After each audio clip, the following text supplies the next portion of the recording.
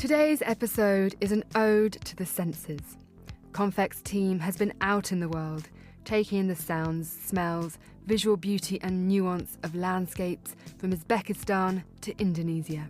Back in the studio, we'll talk about the emotion and geological storytelling found in different types of marble. We'll chat to writer Alice Vincent about the poetry of listening to the environment around us, the complexities of modern noise and the luxury of silence. And finally, fashion director Natalie Theodosi gives us her report on Miu Miu's Literary Club, where poets and novelists met to reflect on the impact of the works of two literary greats, Simone de Beauvoir and Fumiko Enchi. This show is a deep dive into how we connect with our eyes, ears, noses, and intuitive sense of touch.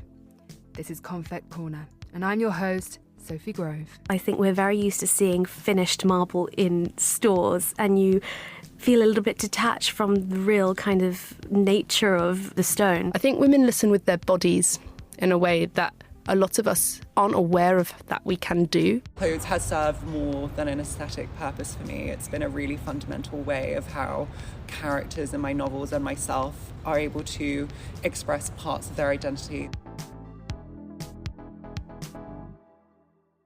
Welcome to Confect Corner. I'm your host, Sophie Grove, here in London, and I'm joined, as ever, by Julian Tobias here in the studio and by our style director, Marcella Palek in Zurich. Hello to you both. Hi, Sophie. Hello, Marcella in Zurich. Hi, Sophie and Julian. Well, as listeners will know, we like to start the show with a little show and tell. Marcella, let's begin with you this month. I hear you've been listening to some wonderful contemporary music. I was invited by Chanel to a classical concert at the Zurich Tonhalle, close to the Lake of Zurich. The composition Metacosmos by young contemporary composer Anna Thorvaldsdottir was played, and she was even there in person. She is one of the winners of the Chanel Next Prize 2024, a global prize that supports 9 contemporary artists. I mean, she sounds incredible, and what an amazing venue, but also a remarkable conductor as well. Tell us about Eva Ollikainen. So Eva Ollikainen is from Finland, and she was kind of volcano on the stage. She was just incredible. Her energy, I mean, she conducted, I don't know, it was like 30, 40 people in front of her, dressed all black. Yeah, it was a very special experience, because at the end it was 2 great women in a world usually dominated by men.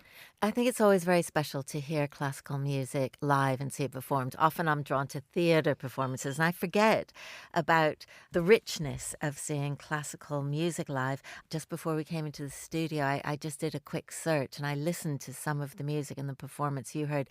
And I was surprised for contemporary music how soulful it was, full of strings and cellos, very, very soulful. Indeed. And, you know, usually classical music is often from composers that are not alive anymore. So it's even more special that it's somebody contemporary working with classic music. It was just amazing because it reminded me sometimes to film music, or sometimes also to something very, very special, refreshingly new. But at the end, it was classical music. Now, Julian, what have you been up to in the last few weeks? Well, I was lucky enough to go back to Uzbekistan, and in Tashkent, I discovered like a jewel box of a fashion boutique. On my first trip to Tashkent, I immersed myself in more of the traditional textiles and the Suzanis, which was extraordinary.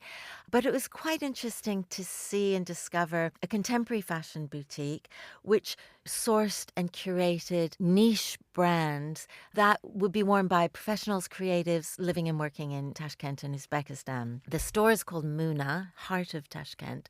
The name reflects dream, making your dream come true. The founder is just 25 years old, originally from Uzbekistan, but grew up in LA, Miami, studied in Russia.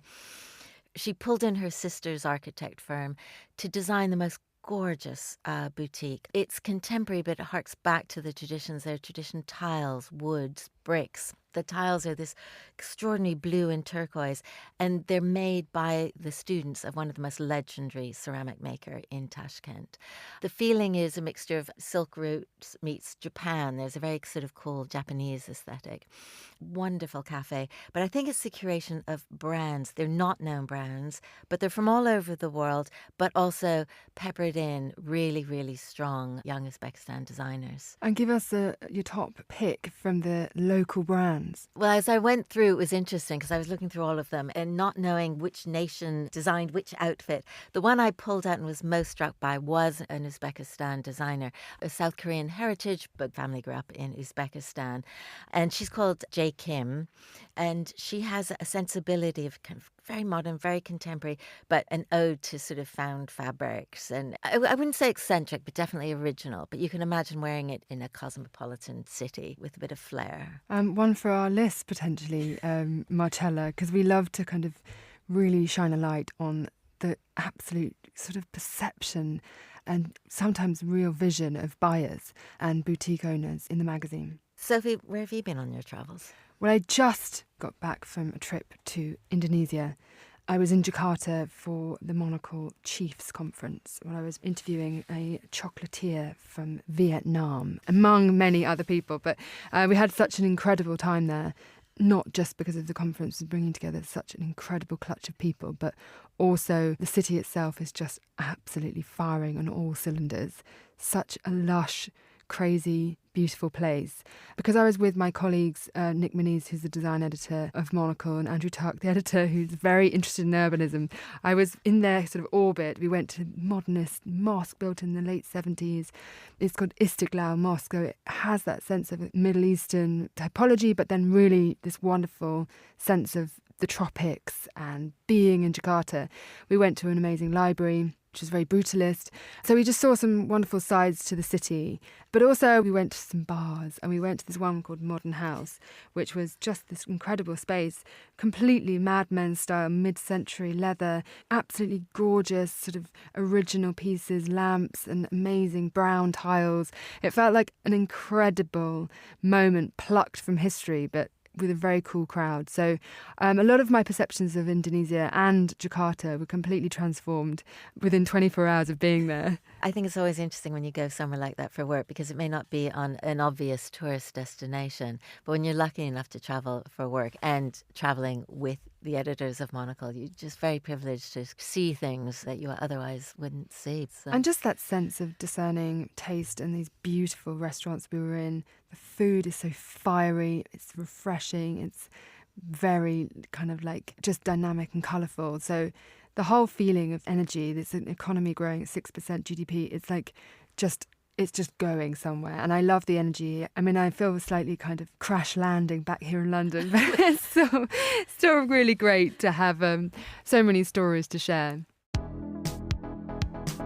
Next, we turn our attention to marble and the tactile beauty of stone, a material of ancient origins now enjoying a vivid revival.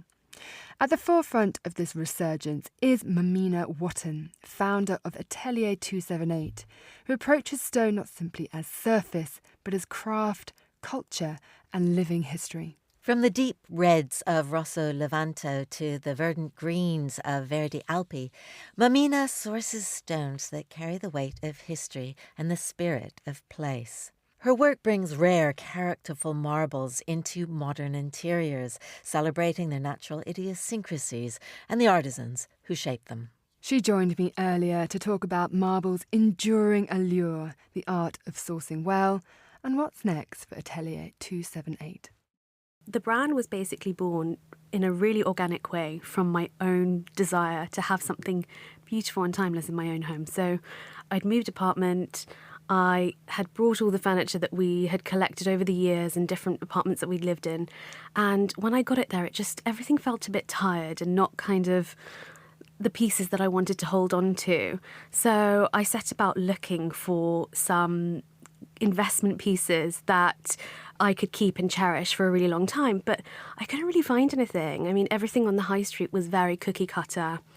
And it just felt like, spending my money on that just to replace it in a couple of years wouldn't be a worthwhile investment. So I started looking at vintage furniture, and the first few pieces that I really fell in love with were Italian travertine from the 1970s.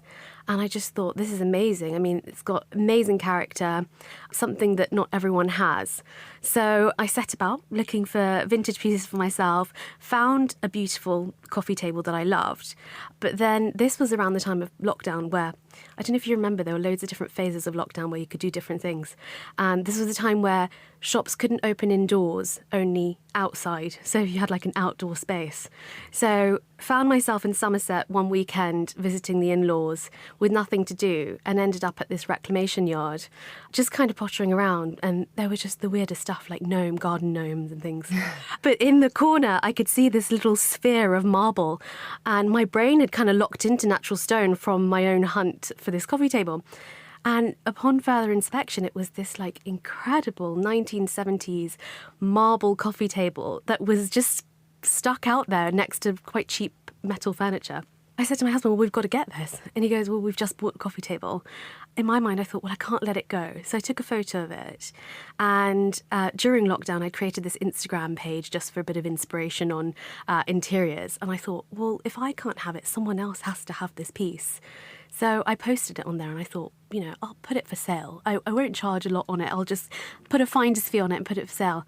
And I posted it, and Naomi Smart, who was at the time shopping editor of Vogue, she bought it and had this table in her house and proceeded to very kindly post about it and say that Momina Watton has the best vintage finds around. So suddenly I had a business with no stock, and that's how it began organically. Wow. From the vintage side. Then you sort of found yourself on this amazing mission to kind of retrospectively create exactly.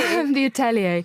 But it's really interesting because it feels like you're drawn to stones. And I wondered what you think. I mean, you could get quite energetic about it, but I think that marble, when it's the right piece, can bring a really interesting texture, a really interesting sense of kind of solidity and grounding to your interior.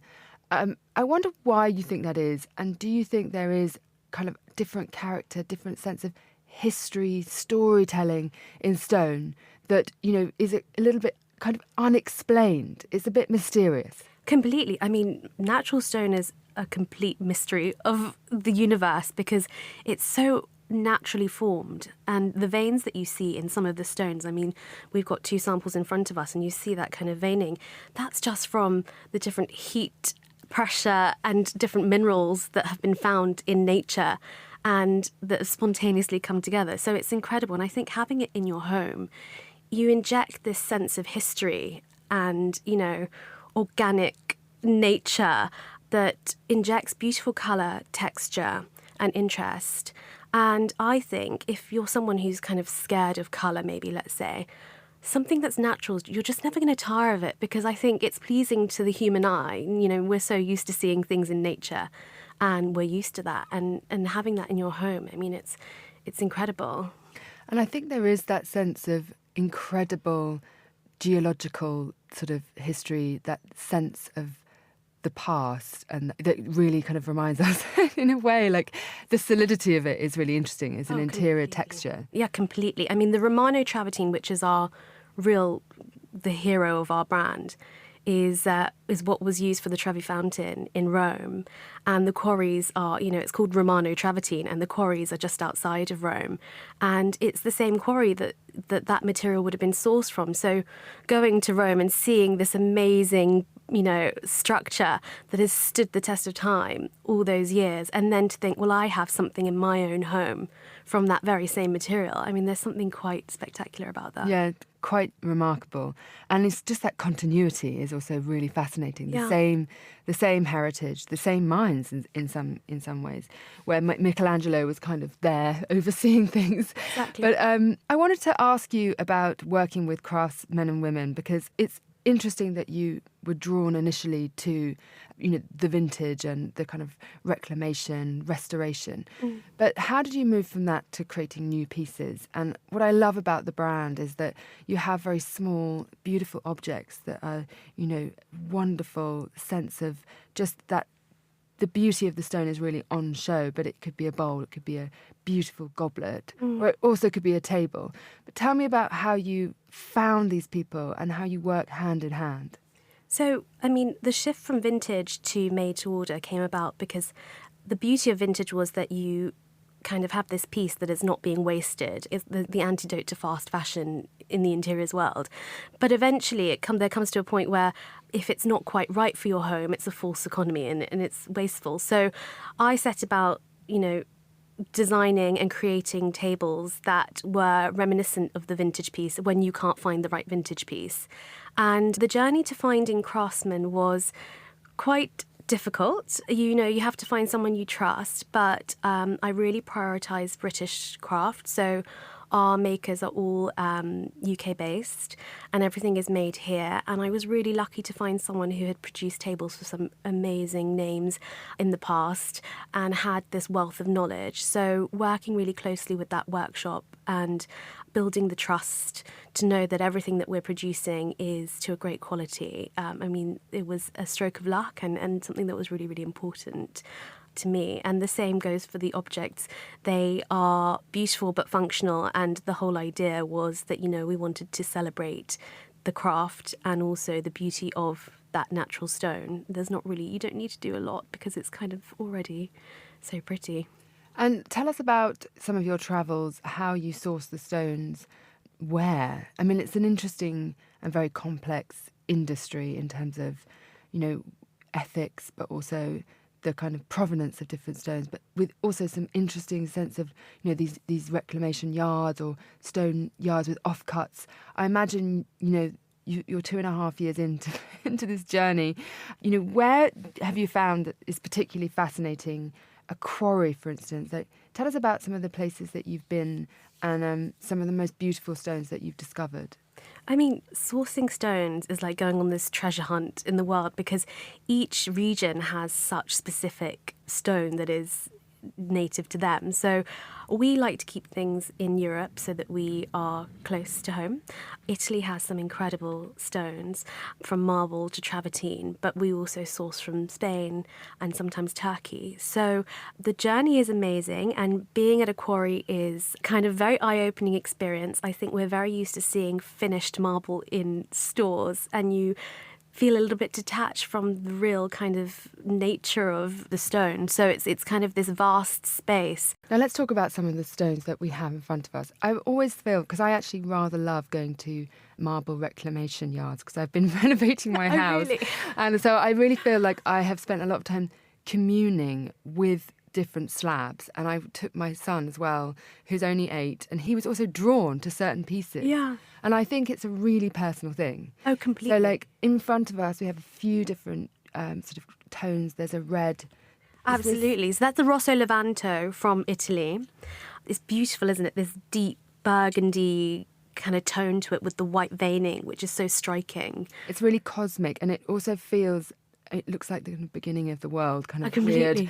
And it also reminds you of sort of Milanese, beautiful bars, that kind of Exactly. sense of really wonderful high 70s glamour. Completely. It's a very glamorous marble. Completely, I agree. But Yeah. it's funny because it's not for me. I really love No? it, but I wouldn't have it in my house. But I would definitely have this green one. You'd go for the Verdi Alpi. So again, Italian from the Alps.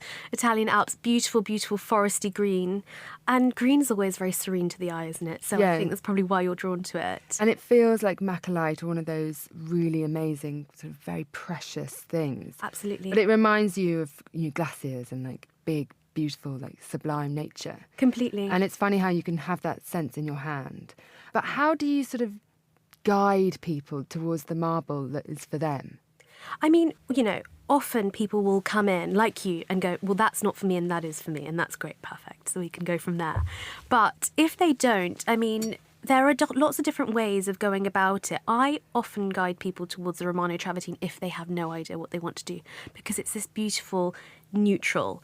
And I have had so many clients dress their spaces in completely different ways with that same stone in the space. So it's really versatile, and it probably means that you will then have that for kind of years and years to come. Let's decide you decide to paint your walls yellow. It's still going to work. It doesn't matter. You could have a really neutral room, you could have a very maximalist room, and it would work. So that's a great option. But to be honest, I think people coming and seeing the stone, touching, feeling the samples, you do just get a sense of what you love. And I think that's the really important thing, not going for something that's on the high street cookie cutter, that's the trend. Just go for what you love, and then it will last you forever, basically. And what do you think in terms of sort of, I love the way you elevate the piece. I mean, I love marble, but I think it sometimes people overdo it. They're reinforcing their bathrooms with like steel girders so they can just do the whole space. But in a sense, what you're doing is really sort of cherishing and kind of making a real statement out of the stone. And then, I wonder how you recommend people to integrate them into their interiors, and what you think is too much and, where the balance is. I completely agree. I mean, with natural stone, I do think less is more, because it is such a statement already that you don't need to clad all your walls in marble to have that impact. I think really it's key of balance, balancing textures. Not everything in your home can be natural stone. You've got to have the earthy wood in there and the different kind of softer textures and things and balance it. But to be honest with you, if someone loves stone, they can go for it. I mean, there's no right or wrong. And there are so many different patterns and colours. And somehow I find, maybe because they're natural, they all just seem to work together. I mean, I've never really seen two different stones clashing hugely. But I think it's all about heroing it and really cherishing the piece that you have. That was Momina Watton, founder of Atelier278. You're listening to Confect Corner. At a time when the world feels louder, faster, and increasingly disconnected, writer and audio enthusiast Alice Vincent invites us to pause and listen. In her latest book, Hark, How Women Listen, she turns her keen ear to the intimate, often overlooked role of sound in shaping women's lives. Traversing maternal soundscapes, urban noise, and the crackle of nature's quiet marvels, Alice offers a deep, personal, and richly textured meditation on how listening can be an act of restoration, resistance, and connection. Earlier, I caught up with Alice to explore how sound, storytelling, and the art of attention are reshaping the way women experience modern life. It emerged, like all of my work, from an inquiry and from a question, and that question was, how do I listen better? And your listeners won't be able to see this, but I want to put better in air quotes, because by the end of writing the book I realised that there was no such thing as listening better. There were ways of listening more fully, more deeply, with more physically. But I had been a music journalist for most of my career, and I before that had been one of those teenage girls completely obsessed with music.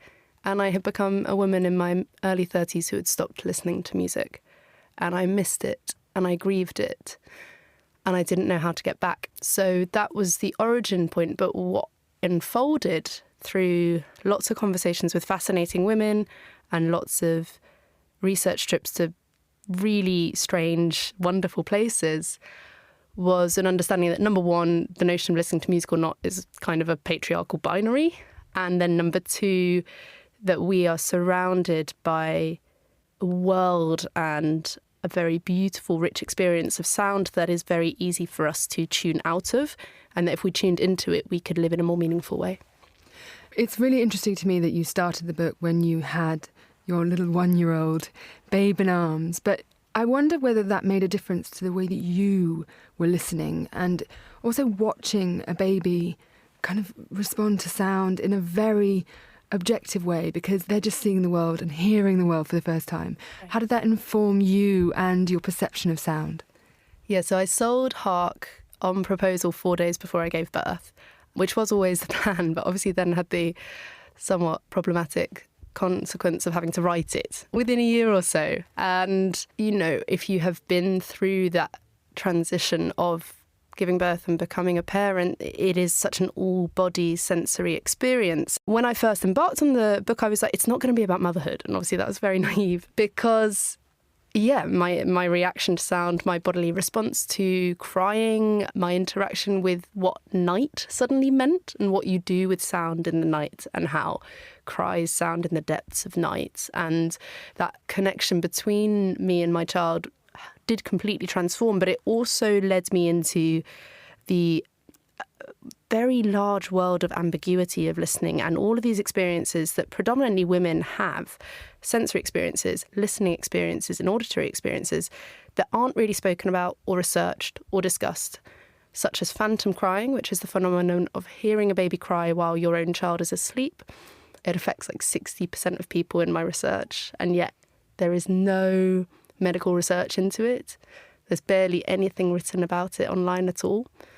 And so this made me realise, it's like, if all of these sounds are going on and we're listening to them but there's nothing reported, then what does it mean to try and find them and pin them down and speak to the women who hear them? And I love this idea of sort of imagined sound, because sound is, even to the extent where people have, ringing in their ears, they're not quite sure why it's there. And there are lots of very, very psychological reasons that we hear noise.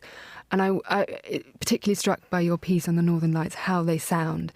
Give us an insight. I mean, it's a very complex piece of study, and you've done such an amazing deep dive into it. But some people feel that they can hear the Northern Lights. Yes. So it is something that scientific community has either tried to ignore and say it's impossible to hear them, we're not looking into it. Some people are trying to look into it. I think by the laws of physics, it is sort of impossible to imagine something like the Northern Lights making a noise that humans can hear on the ground. So that needs to be stated first. However, if you look at Indigenous reports and communities and you look at historical reports, there are a lot of corroborative reports from hugely distant places in different time zones across the Arctic Circle of the Northern Lights making the same sounds. And their sounds a bit like paper rubbing together, or one described them as the tearing of silk. Someone else described it as the burning of juniper. These incredibly poetic, crackling, I suppose in a modern landscape that sounds like the noise of static. But these noises that, there's no way that a shepherd in Copenhagen would be able to tell a farmer in the Shetlands that was going on, and yet they have the same experience. And so I spoke to a historian called Fiona Amory, and she's done a paper into it. And for me, it wasn't really whether they made noise or not, but it was the fact that there was this potential ambiguity over it and that we were still fascinated by it. And do you feel that women do actually listen in general? And obviously, you're making sort of a generalisation there, but at the same time, there is a conversational sort of flow that happens when women are talking to each other, a style of listening and talking. Is that something that you've observed and researched during this book? And after creating this amazing work, what are your conclusions? I love that question. Looking into sort of the notion of chatter or women talking was something that I think because I was surrounded by it. So at the time I was on mat leave, in theory. I spent a lot of time hanging out with other women with small babies, going to wriggle and rhyme classes, talking, sending voice notes endlessly. So I think that was where that listening happened. There wasn't any detailed research into it. Instead, I spoke with women about how they listened. And so in answer to your question, what are my conclusions? I think women listen with their bodies in a way that a lot of us aren't aware of that we can do.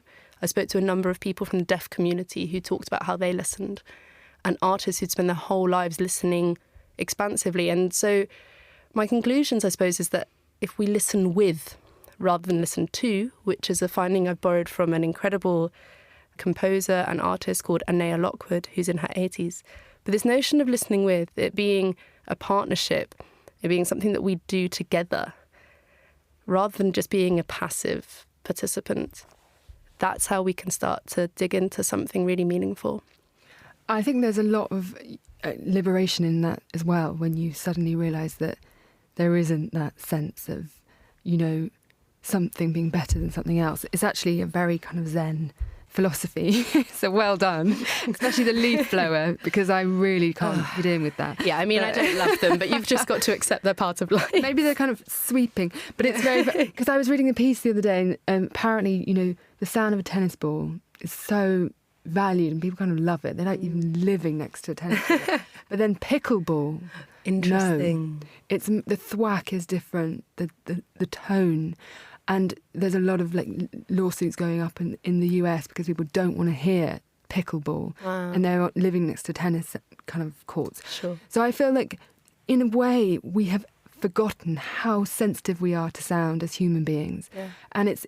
In a sense, it's more powerful than smell. It's more powerful than a lot of these other environmental things that we have really put at the centre of how we build society, planning and things.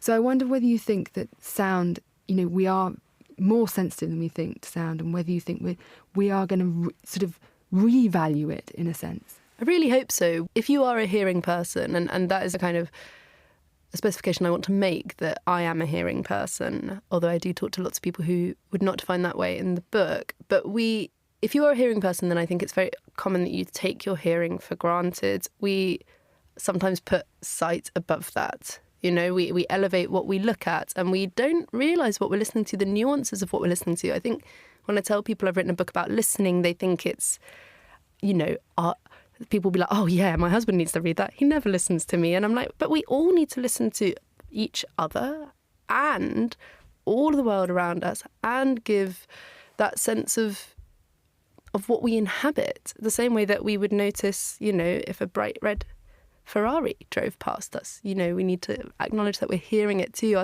We are very sensitive. We have tuned it out. It's very difficult to find quiet, and I think we fetishize quiet. But you can find it by tuning into all of the broader things that do make up our life, because then you give them value.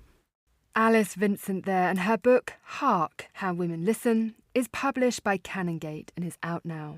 Gillian, do you feel that the act of tuning into unnoticed sounds, a bird's song, a baby's heartbeat, the hum of a city, for example, is a lost luxury? Oh, totally. Especially in cities, actually, because it's not just necessarily harmonious, beautiful noises, but literally the raw rhythm of a city. And I found I no longer like to walk or to bike with my little earpods in listening to music, because you miss so much of the texture of a city, whether it's your home city of London or whether you're travelling abroad. And as I said, they're not necessarily attractive noises, but they really lend to the character of a city. Voices, sounds, music, the cacophony of, it could be building, it could be trains, but I find it's the rhythm often as well that can, you know, reset your pace when you're exploring a city. It's amazing. Sometimes that reassuring sound of the train is so beautiful, but you don't have the same relationship to passing cars. It's just very strange. Honking in New York City, I think, you know, there's less of it now. They're trying to ban it. But to me, you know, as soon as I hear the honking of New York City, I think I'm in a movie. I think I'm in one of those American films. So, you know, it can be the cars. It can be that choreography of car honks. I mean, you're going to love the book because this is your, yeah, definitely. What about you, Marcella? I'm curious about the absence of sound, quiet. Has modern life made women's relationship with silence more complicated? And do you enjoy silence? I not only enjoy silence, but I really need it from time to time. I don't know how about you, but don't you also feel happy when the hotel in Paris you're staying at the first time has new noise-insulating windows? I think that's heaven. No, that's heaven. As much as I love Paris and all with its, you know, the noises, and especially also the language is also something, you know. The French is something so nice. I love it as much as the Italian, but other languages are not so nice. I think it's something very personal. But anyway, I think the silence, without counting animals, while hiking in a remote region belongs to the whole experience and is one of the reasons I'm hiking, for example. And the silence after listening to a music piece elevates the music even more to an art form. Yeah, I agree. I think it's like a balm. Silence can be so needed. Even when you finish listening to a piece of music like you were talking about at the beginning of the show, that moment it finishes is a very poetic sometimes sense of relief, but in a very interesting way. And I really feel that silence is so precious. Possibly, I have a little ringing in my ears from all my party days, and I think, wow, silence is the ultimate luxury, and it needs to be protected and venerated. So the book is really interesting on that. And Sophie, women are often expected to be good listeners. So is reclaiming sound and voice an act of subtle resistance? It's an interesting point. I mean, I have read a few studies on how women listen, and apparently they tend to interrupt each other more frequently, but in a sort of collaborative way. And I think the way we listen to each other is very unique to each person. It's difficult to be gender specific about how we talk. But then at the same time, I think listening is such a beautiful thing when you know you're with a good listener. It's an incredible sense of communing, to being truly heard. And I think we need to make sure that we're bringing up children and reminding ourselves to truly listen deeply to people who are talking to us, because often in this very politically fractured world, the fact people aren't listening to each other becomes a source of alienation. So I think listening, and you're nodding your head, Gillian, and that's active listening and that real sense of truly responding to what someone's just said, asking them questions, is such a beautiful part of being human. And I think sometimes we lose it in all the cacophony of modern life. Earlier this month, the Italian fashion label Miu Miu hosted its annual literary club, Milan's Circolo Filologico, one of the city's oldest cultural institutions. Inside the Art Nouveau building, contemporary authors, poets, fashion and design professionals gathered to discuss the impact of the works of two literary greats, Simone de Beauvoir and Fumiko Enchi. Curator Olga Campofredo selected de Beauvoir's The Inseparables and Enchi's The Waiting Years in particular, with both books becoming a springboard to discuss topics as wide-ranging as identity, friendship, and the creative process. In between panel talks and poetry readings, Confect's fashion director Natalie Theodosi caught up with Nicola Dinon, the London-based author who flew to Milan to be part of the event. She tells us about leaving a career in law to become a writer, finding her voice, and the power of fashion to communicate who you are. I stopped studying literature when I was 16, and I was a science student, and I went into university to study science. I have a natural sciences degree from Cambridge, and I thought I was going to be a scientist, and then I went to university, realised science wasn't for me, and so afterwards I trained as a lawyer. And I practiced as a lawyer for a few years as well. I think it's sort of living these many lives beforehand, none of which had anything to do with writing.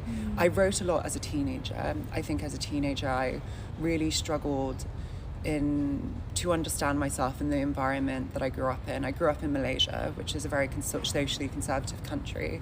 And so writing was a very important medium for me as a teenager and as a child, but as I sort of got older and was faced with sort of the practicalities of life and choosing a practical life, a secure life, writing fell to the wayside. And I think really the way I came back to it was a moment in my early 20s where I had a big shift in how I understand myself, and also a greater sense of confidence in my own voice, that I came back to writing, and it almost felt like a homecoming. But it was certainly not a traditional route to writing, but I think no writer necessarily has a traditional route to writing either. So many writers only start writing in their 40s or 50s or 60s, and so it was a slow journey through many other careers that didn't quite work, but I felt a sense of urgency. The first thing I really sat down to write in long form was my first novel. I'm always asked, how many novels did you have? And how many failed novels did you have before your first novel? And the answer is I just started with the one because I knew this was a story I really had to write, and I wrote it with a real sense of urgency, a sense of this is what I have to do. And the moment I knew that I wanted to be a writer was when I finished the first draft of my first book. And I knew I was going to quit my job as a lawyer. And I was speaking to my mother about it, and she said, well, what if this book doesn't work out? And I had such a clear answer right away that I surprised myself, and the answer was, oh, just write another one.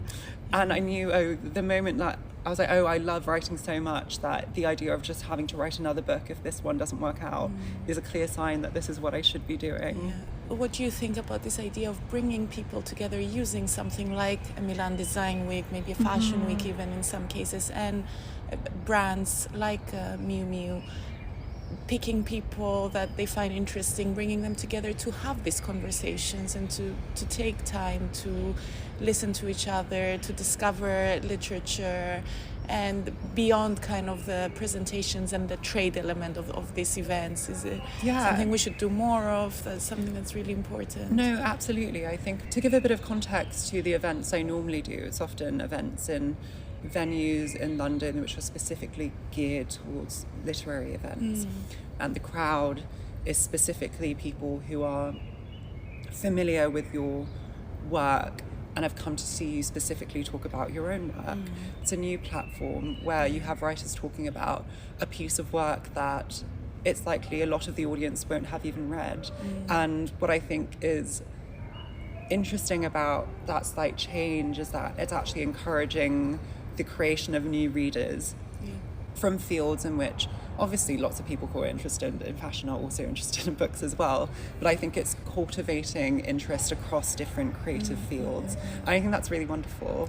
I think there's an interesting, it almost feels like a contradiction in a sense of, you know, a lot of what we're talking about in these talks are themes of capitalism and competitiveness amongst women, and so there seems to, it's almost interesting for that to be supported by big brands, but I think it's still, this sort of platform permits people to navigate these things with a greater sense of consciousness. We all participate in systems that we may be critical of in some respects, and we can really do is navigate them with a greater sense of consciousness. And I think this whole week feels like an exercise in consciousness raising. Yeah, and we have to talk about style and fashion a little bit as well, right? Because it's part of everything, and it is quite exciting. I think it's kind of almost the cherry on the top to see everyone at the literary club dressed in this amazing clothes. So what is your relationship with style, and does fashion play a role in the way that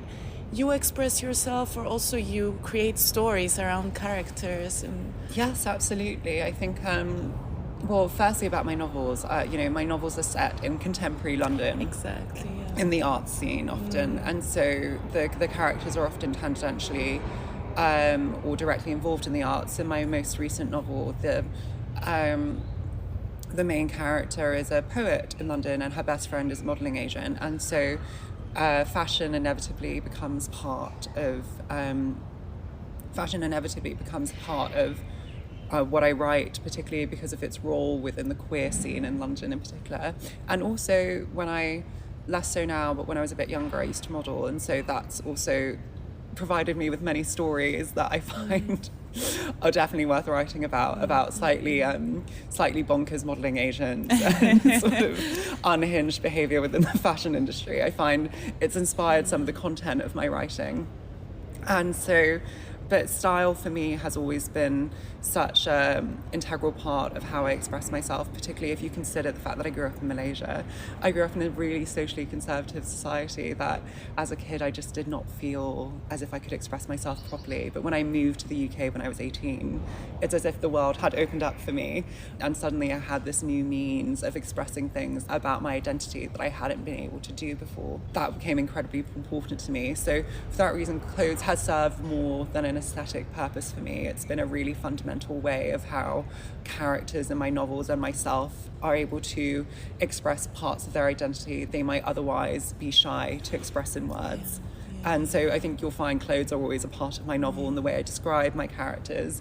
And it's fun because people who understand the context, you know, not everyone has to understand everything in your book, but I include some references to fashion because for people who do recognize those references, it's a nice thing to feel a part of. You feel welcomed into the book. Yeah, it helps you paint the picture, exactly. I guess. In the same way you use food, sometimes people meet over meals, and that's also really interesting. But I guess all of these elements can come together to build a character. Yeah, build a character and build a world that feels believable, and a world in which people can feel a part of, even though they're far away. And, you know, that's what you want as a writer. You want to construct a world that anyone can empathize with. One thing that always sticks with me is my friend's grandmother reading my first novel, Bellies.